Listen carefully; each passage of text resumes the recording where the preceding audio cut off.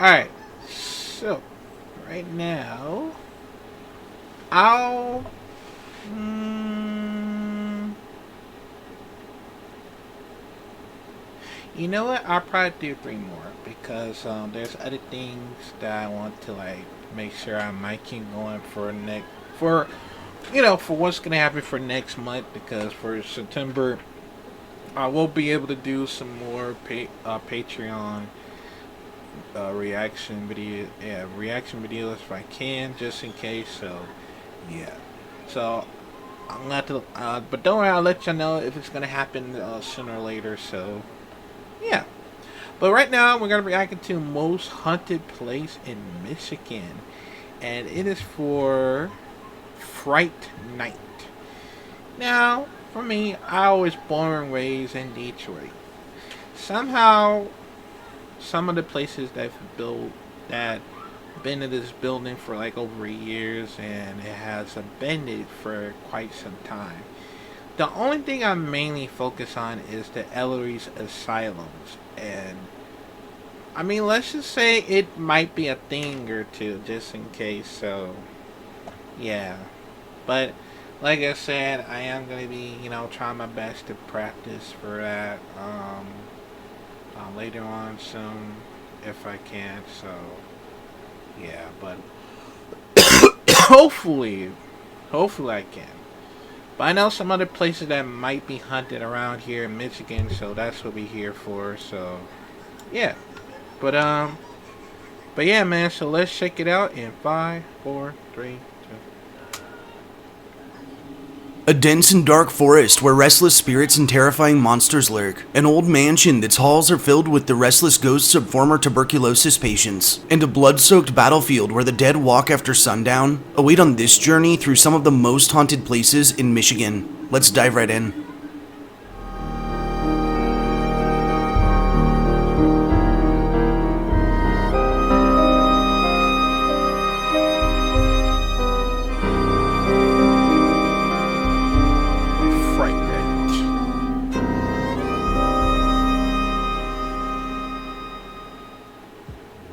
Hey guys, and thanks for joining me on this journey through some of the most haunted places in Michigan. Recognized for its sprawling cities, beautiful water expanses, breathtaking nature, unique culture, and more, the Great Lakes State is also jam-packed with chilling ghost stories, old hill folklore, and tales of the paranormal that are sure to send shivers down your spine.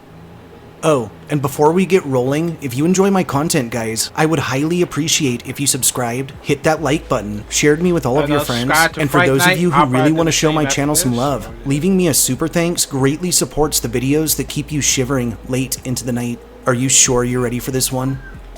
I'm sure. Our first haunt takes us on a stroll through Michigan's largest city and has us dining at the esteemed Whitney. The Whitney, formerly known as the David Whitney House at 4421 Woodward Avenue in Detroit, Michigan, stands as an extraordinary relic of Gilded Age ambition. Its rose-hued jasper facade, Romanesque arches, Tiffany stained glass panels, and Edison wired interiors presenting a breathtaking spectacle. Yet as dusk falls, the mansion seems to draw in a different breath, one laced with hushed sorrow and unseen presences that linger just beyond sight. The estate was commissioned in 1890 by David Whitney Jr., born in 1830 in Watertown, Massachusetts, who, at age 27, relocated to Detroit and amassed a vast fortune through lumber, steamships, banking, and real estate. He spared no expense in building what became the city's most lavish private residence, investing approximately $400,000 for the 52-room, 22,000 square foot Revival Mansion, constructed between 1890 and 1894 under architect Gordon W. Lloyd. This architectural marvel featured 218 windows, 20 fireplaces, a secret vault in the dining room, an early personal hydraulic elevator, and mosaic floors beneath soaring stained glass, some worth more than the building itself. While Thomas Edison himself reportedly consulted on the mansion's first in Detroit electrical system. Whitney married Flora McLaughlin in 1860, with whom he had 4 children, and though she died in 1888, never to see the mansion fully completed, his subsequent marriage to her sister Sarah in 1889 meant that Sarah became its true matriarch.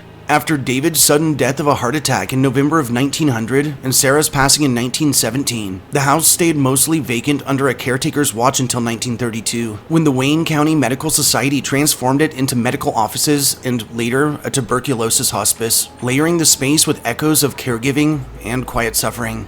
Notably, the Visiting Nurse Association occupied the carriage house from 1929 and bought the entire property in 1957. By 1979, the mansion was rescued from neglect by preservationist Richard Kuhn, who, by 1986, had restored its woodwork, murals, gardens, and historic integrity, opening it as the Whitney Restaurant. And in 2007, former Chrysler executive Bub Leibler acquired the estate, refurbishing its elegance and adding the third-floor lounge dubbed the Ghost Bar, an unmistakable nod to its growing spectral reputation. At night, however, the mansion's history seems to resurface, not as tragedy, but as persistent glimpses and sounds of the past. Guests and staff report the hydraulic elevator summoning itself between floors before stopping and opening on empty landings. A tall gentleman in period dress, believed to be David Whitney, has been seen watching from a second-floor window or pacing the dining room before disappearing into the floor. And on the third floor, a sobbing woman in white, believed to be Flora, whose death prevented her from ever actually living here, has appeared in the ladies' restroom and lounge, her tears echoing the grief she never voiced during her lifetime. The carriage house, once home to the tea parties of the Whitney's daughter Grace, who later received the Hudson Evans house at 79 Alfred Street as a wedding gift in 1882, maintains her memory in a preserved tea set by the window. And legend holds that moving this set provokes rattling china and heightened activity until it is returned to place, with witnesses reporting soft laughter, giggles of children, and the apparition of a young woman seated by the table. Elsewhere, the mansion echoes with fleeting sounds of utensils stacking themselves in an empty dining room, the distant coughing of long-gone TB patients, cold spots in hallways and under the staircases, footsteps that traverse unpopulated corridors, and recorded EVPs capturing whispers like "quiet on the set," each instance weaving a tapestry of gentle yet undeniable contact with those who once moved within these ornate walls. While no act of violence mars its history, the Whitney's emotional essence, from ambition and wealth to loss, healing, and remembrance, seem etched into every carved banister and polished marble floor, and patrons to the site may enter for fine dining and architectural grandeur, but as evening settles they often exit feeling touched by something unseen, sensing that within this house, the past never truly left, and in some quiet corners, the living and dead may share the same space. Our second haunt takes us to the northern end of the state and has us exploring the Mackinac Island State Park.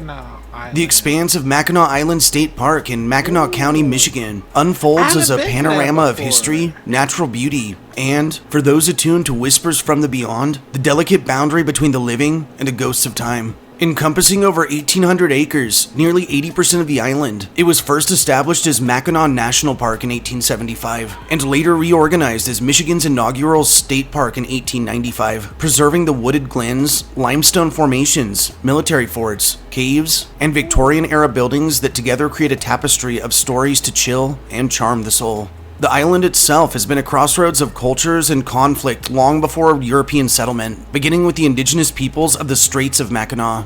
From the mid-17th century, French fur traders would begin establishing trade posts around the area, and the site later housed a mission school for Native Americans and Metis children, where, amid its lofty aims of education and assimilation, at least 16 students succumbed to illness in the basement, a sorrowful legacy remembered in hushed tones. Through the decades, Fort Mackinac, which was reconstructed in 1780 by the British and later seized by Americans in 1796, bore witness to the Revolutionary War and the War of 1812 hostilities before being decommissioned in 1895. During the 20th century, the park's caretakers, whether mission workers, military reenactors, or park curators, navigated a number of restoration projects and public access programs, like the revival of Fort Mackinac's original buildings and the rediscovery of the Indian Dormitory, now the Mackinac Art Museum, which reopened in 2010.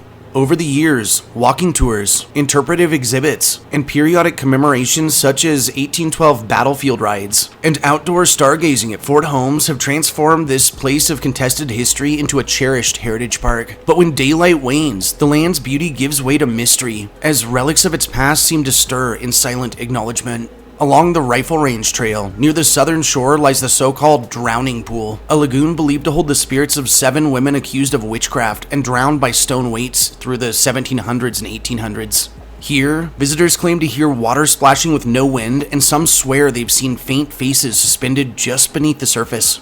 Additionally, in the nearby Fort Holmes, atop the island's highest elevation, guides and nighttime stargazers have reported 3 British soldiers in red coats, conversing briefly before vanishing into the mist, and sometimes accompanied by disembodied voices speaking Ojibwa. In the stone ramparts and officers' quarters of Fort Mackinac, Victorian-era ghost stories entwine with fact. The sounds of musical lullabies and crying babies drift down empty corridors. Children's toys rearrange between night and dawn. Phantom footsteps echo over flagstones, and fleeting glimpses of spectral limbs are caught in the old hospital.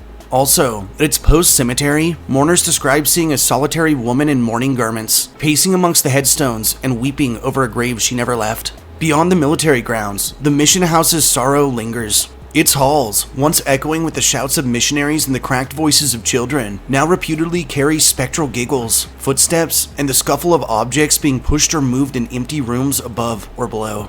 Meanwhile, the famed Grand Hotel, which is built atop what was once sacred burial grounds, permits no formal paranormal investigations, yet staff and guests have reported an oppressive, uncanny feeling in room 200, and some speak of the feeling of being watched, of sudden throat-tightening sensations, or of encounters with a dark figure in a top hat seated at the piano. Legends also swirl around a child spirit known as Lucy, a curly-haired girl in a sundress said to flit along Anne's tablet steps, that's also been seen peering through the windows at Pine Cottage, or lounging around near Crow's Nest Trail, her existence unverified in records, but persistent in oral tradition. And in the waters between Mission Point and downtown, being the aforementioned drowning pool, many tell of an ominous figure in black that wanders the shores. Yet these spectral visitors are not believed to be malevolent. They seem instead to be tethered to memory. Each apparition a whisper, each sound a fragment of a vanished life layered into the island's stone and timber. They do not seek to alarm, but to remind of injustice and loss, of cultures disturbed, of lives once lived in earnest upon these roads and fortifications. By day, Mackinac Island State Park offers carriage rides, hiking, stargazing, botanical trails, and historic reenactments. But by night, however, it invites seekers to walk gently through corridors, forest glades, and battlements, not to fear, but to listen. Because here, the boundaries between the ages blur, and the realm of the unseen feels less like intrusion and more like acknowledgement. That amid history's grandeur and evolution, the delicate stirrings of the past never fully depart. And on to number 3, which takes us to the eastern shore of Lake Michigan, and on a hike through the Manistee National Forest. The Manistee National Forest, stretching across Lake, Newaygo, Wexford, and several other Michigan counties, is renowned for its sprawling hardwoods, winding rivers, secluded fire tower vistas, and pockets of pristine wilderness. By day, it beckons hikers, hunters, and nature lovers with its timeless beauty, but when night falls and the forest hushes, its shadowed depths seem to pulse with something older, untamed, and perhaps not human. The history of the forest is deeply rooted in Native American stewardship, principally by the Ojibwa, Odawa, and Potawatomi, who traversed, hunted, and fished these woods long before European settlers ever arrived. With Michigan's lumber boom in the 19th century, the area grew into one of the nation's most heavily harvested regions, with logging camps springing up along the Manistee River. And by the early 20th century, much of the virgin forest had been cleared, and conservation projects began planting trees and protecting watersheds. In the 1930s, the Civilian Conservation Corps constructed fire towers, bridges, campgrounds, and access roads, transforming the scarred landscape into a managed, resilient ecosystem. Through the 1960s, the Huron and Manistee National Forests were administratively combined, creating a nearly million-acre wilderness still overseen by the U.S. Forest Service and praised for its old-growth sections, rare glades, and abundant wildlife. Though the CCC-era structures and historic logging roads feel serene in their remoteness, by night, the forest triggers a cascade of folklore and first-person encounters that suggest something wild and uncanny still inhabits their depths. Among the most pervasive legends is that of the Michigan Dogman, a towering bipedal creature with a lupine head, amber eyes, and a human-like torso, that was allegedly first sighted in Wexford County in 1887, with repeated sightings near the Manistee watershed in years ending with 7. A fearful presence said to watch silently from the tree line or howl eerily at night. Eyewitness accounts often speak in hushed tones. Hikers and hunters deep in the Manistee report its eyes were blood red and it had massive teeth and claws, and it was at least 10 to 15 feet tall, while others capture nightly knocks and otherworldly howls on recording devices, some claiming the eerie calls rival the infamous Ohio howl. Notably, these sounds can climb the spine of even the most seasoned outdoorsmen, and the mere sensation of being stalked through the underbrush has caused more than one visitor to hastily retreat. Adding to the forest's unsettling reputation is the legend of Dudgeon Swamp, where, in the early 1920s, the infamous Dudgeon family lived under a shroud of secrecy. Their history of incest, murder, and insanity said to permeate the swampy margins, coupled with stories of midnight screams heard on the winds, snapping branches without source, and inexplicable chills along the fire tower ridge. Parallel to aforementioned monster lore, cryptozoologists recount recurring encounters with Bigfoot-like figures, with one man reporting camping near Cadillac, where he and his girlfriend heard laborious wood smashing around their tent before a massive silhouette moved alongside them. A thick, shaggy form which vanished once floodlights lit the forest path. Beyond its creatures, however, the forest holds ghostly folklore tied to specific landmarks. Old CCC lookout towers reputedly emanate the smell of pipe smoke, though abandoned for decades, and campers describe phantom vehicles or lost visitors appearing only to vanish when approached, while mysterious glowing lights, sometimes termed witches' lanterns, drift down remote trails or float high above the ridges before blinking out. Though the forest's natural remoteness creates a perfect stage for misstep or overactive imaginations, the consistency, geographic clustering, and visceral detail of these reports make them more than just campfire chatter. They form a collective awareness that this land, though carefully managed, still holds realms of mystery. By day, Manistee National Forest offers idyllic refuge. Canoes on Pine River, spring wildflowers, deer sightings, and fire towers like Hoist or Cadillac offering panoramic peace. But after dark, this refuge morphs. Footsteps in distant sand, eyes glowing from the understory, and the solitary howl of something ancient and watching. For the curious and brave, walking here alone at night is an encounter not just with the forest, but with the forest's enduring spirit, which may still roam, howl, and whisper amongst the pines, long after the last saw has fallen silent. Jeez. Number 4 has us traveling to the heart of Michigan, and has us paying a visit to the state capitol building. The Michigan State Capitol in Lansing, completed in 1878 and officially dedicated amid fanfare as a stunning pinnacle of Victorian-era civic grandeur, stands as the state's third capitol, a 6-year project designed by Elijah E. Myers, with a neoclassical cast-iron dome and meticulously painted murals and portraits that proclaim Michigan's ideal of governance and pride. By day, visitors marvel at its Vermont marble floors, intricate woodwork of white pine, stained glass ceilings in the legislative chamber, and the radiant rotunda carved out beneath the central dome. Its stately presence and historic ambiance speak of democracy in action, echoed in the footsteps of lawmakers, tourists, and schoolchildren alike. The building's construction began in 1872 and was completed by 1878 at a cost exceeding $1.2 million, drawing from public funds raised to express Michigan's growing status amongst the states. Its footprint accommodates more than 130 rooms, including full legislative chambers for the Senate and House, numerous committee rooms, and galleries for public viewing. The rotunda above the grand staircase experienced several decorative additions over the years, including 8 muses painted by Tommaso Juglares in 1886, each arriving from Boston in canvas form before being installed beneath the soaring dome. The building underwent a comprehensive restoration from 1989 to 1992, removing incongruous modern fixtures and restoring original layered paint schemes and intricate stenciling, earning it designation as a National Historic Landmark by that project's completion. Over time, this historic edifice has preserved not only Michigan's legal and political legacy, but a tangible sense of continuity with the state's formative years. However, beneath the veneer of regal civility lie layers of tragedy that complicate the capital's legacy. Accidents and deaths that have, over time, given rise to quiet, persistent tales of spirits who linger. In the 1880s, a teenaged page boy known for his youthful daring tragically fell 2 stories to his death while attempting to jump between the rails of the grand staircase. More misfortune followed decades later when, during repairs to the roof, a roofer lost his footing and perished in an unnoticed slide. Another casualty occurred when an elevator maintenance worker was electrocuted somewhere within the labyrinthine service shafts, and the most recent, and perhaps most evocative accident happened during the 1989 to 1992 restoration, when a painter working in the rotunda on a hydraulic lift plummeted to his death, and some who have cited his apparition say he's still wearing his work overalls as he supposedly haunts that very same walkway in the afterlife. As evening descends and the marble corridors empty, witnesses, most often staff and maintenance crews, report strange sensations and apparitions tied to these tragedies. In the rotunda, visitors have glimpsed a solitary figure in painter's attire drifting along the open walkway near the dome's rim, as if still intent on finishing the brushwork that claimed his life. Cold spots materialize out of nowhere near the site of the Page Boys' fall, sometimes accompanied by the sound of muted laughter or a whispered voice calling "look" or "help." And behind false walls and maintenance closets, some staff members report hearing footsteps when all are supposed to be off of the floor, or the abrupt sensation of a presence at their elbow, only to turn and find empty air. Occasionally, whispers are heard in committee rooms late at night, snatches of debates, the rustle of papers, or mechanical hums when all systems should be shut down. Elevators sometimes stop between floors on their own, and lights flicker in the house gallery, specifically in sections directly above where the roofer is believed to have fallen.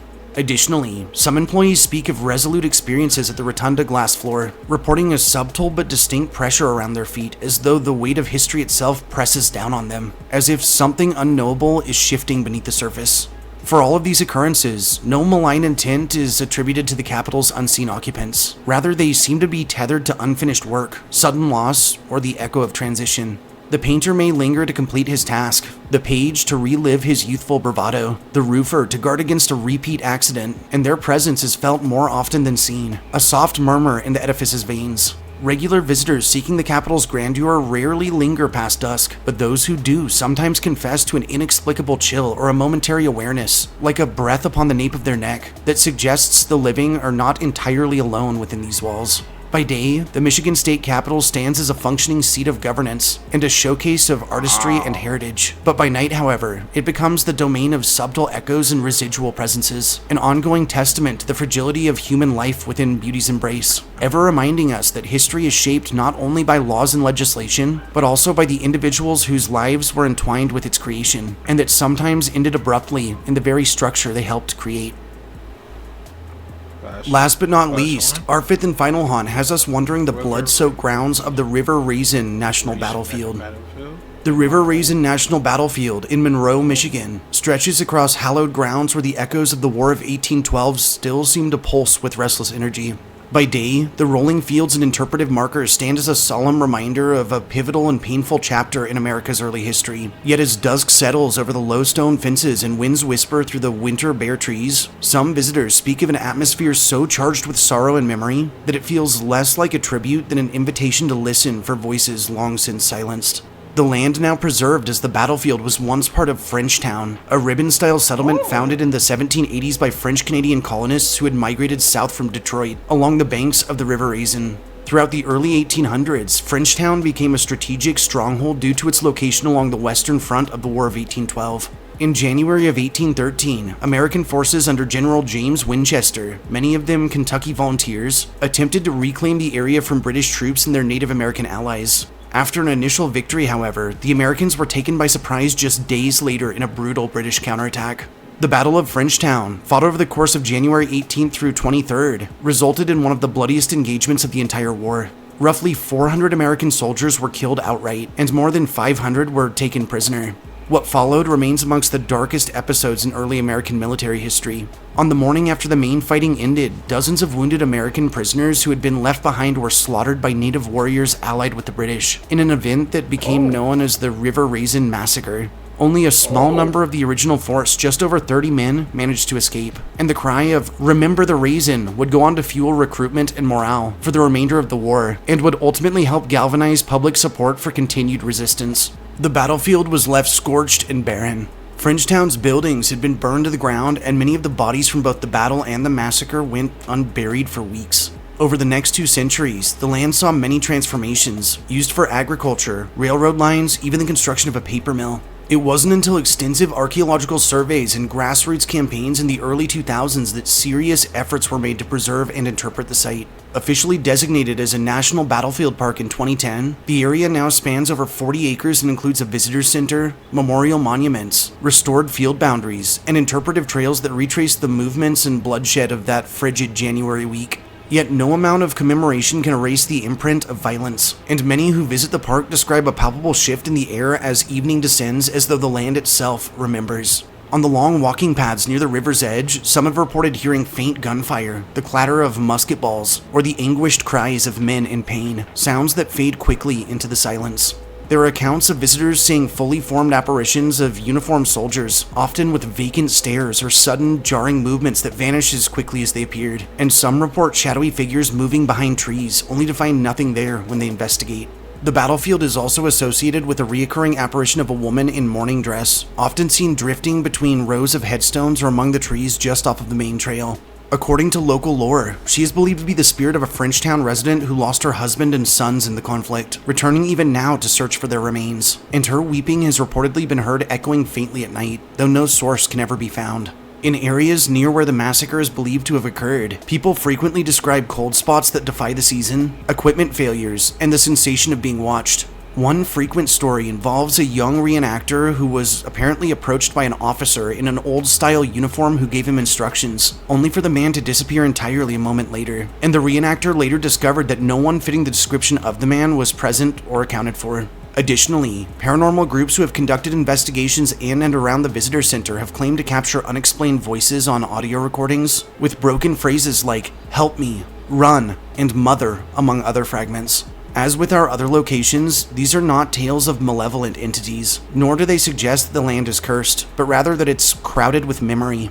The suffering here was immense, the loss deeply personal to families in both Kentucky and Michigan, and the scars it left were not just physical. For the spirits that linger at River Raisin seem not to threaten but to endure, playing out their last moments again and again across the fields they never left. By day, the park educates visitors, honors the dead, and safeguards the artifacts of conflict often forgotten. But by night, it transforms into something far older. An open wound stitched over with history but never fully healed. And those who walk its trails after dark do so in the presence of more than just the past. They walk with it. Thanks for joining me on this journey through some more of the most haunted places in Michigan. If you enjoyed hearing my histories and ghost stories, subscribe to my channel, throw this upload a like, and share me with anyone you feel could use a good scare. I'll catch you all next time, and stay spooky. Yeah, go subscribe to. I'm about to do the same, bro. That's crazy, cause between this, a mansion that I know, that when I was over at Detroit during December, I was looking around in downtown and I see the Whitney around here that is actually close by, like in the city, and that was actually crazy. And an island, which I would love to go there next time. A forest, a state capitol buildings in Lansing, and of course a River Raisin battlefield in Almamo. That was actually crazy because I had never been around this place before, because I actually would love to visit there probably next time, hopefully, because it looks so very interesting to see it. And I don't know how, but I think that me, Cody, and Satori, we might collaborate even more to take, for me, to show them around, because I know I have one of mine, and also including Asylum, the Eloise Asylum as well, because that might, I hope it might coming up soon, because I would love to go there to investigate for the first time, just in case. So yeah, hopefully, man. But that was actually crazy. Yeah, because I was thinking I might go outside and see what it looks like, even though I'm going to be making a list of it. So yeah, but let me know, comment down below what y'all think about this. If y'all want more of Fright Night, let me know. And yeah, I'll see you on the next video.